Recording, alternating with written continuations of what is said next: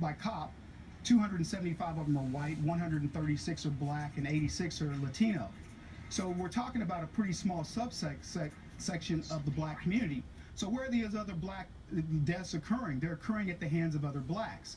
And so when you look at that statistic and you start thinking about the fact that blacks commit felonious acts at 6 times more than the national average, then you understand why you have such a higher police presence.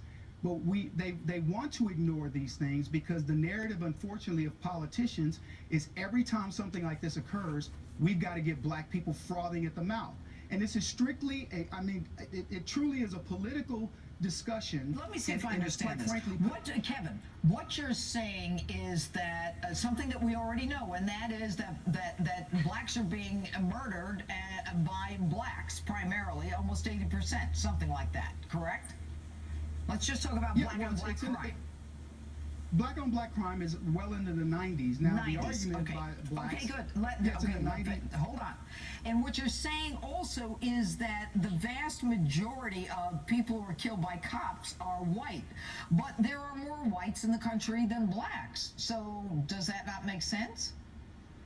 Well, sure. But when you start looking at the crime rates of blacks, and that's where I said earlier, 40% of the police officers that have been killed were killed by black men, who represent 6% of the population. Okay. So if you look at the math on that alone, you're looking at the amount cops roll up on black men with the idea that I'm 40% more likely to be killed by a black man than anybody else in the country.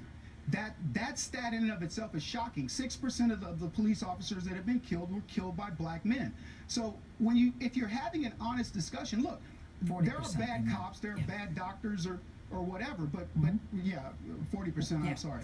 But at the end of the day, you cannot ignore these stats, and that's the problem. Is the left wants us to continually dismiss the crime rate. How does a lie and racial tensions and racial hatred benefit the left? Why would they do that? To be honest with you, it's really based on votes, and some people would argue that they love having that level of ignorance in the population.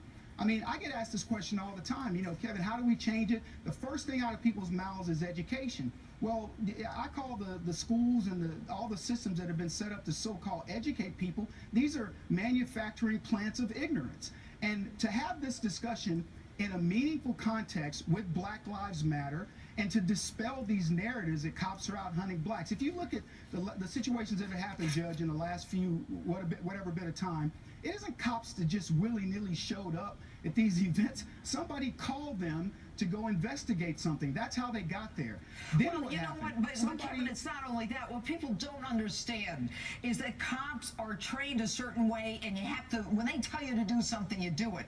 And when they see a gun or when they hear a gun, it's an immediate reaction. They don't have time to look back at the video. What did you see? But I want to ask you one last question. Very interesting listening to you, Kevin. We're going to have you back on. But tell me about you. You didn't have such a great experience as a kid, and you said you live in the hood. Talk to me. Yeah, I mean, I live in the hood. When I was growing up, my dad was he was a prisoner in San Quentin, and he was there most of his life. He committed armed robbery.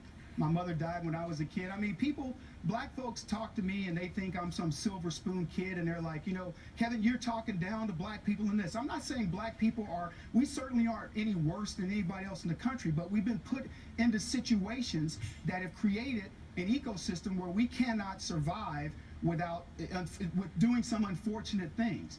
And we've got to change that. You're a victim. Well, look, I grew up that way. I never felt I was a victim. I knew what the game was, and the fact is that a lot of game, and that's what we call it in the vernacular, is being run on black people, and it's being done by the left, who wants us to believe that we're victims. At one point, they want to make us feel powerful with Barack Obama as president, but in the next breath, they want to tell you you're always the perennial victim. All right, Kevin Jackson, very interesting. Thanks for being with us tonight.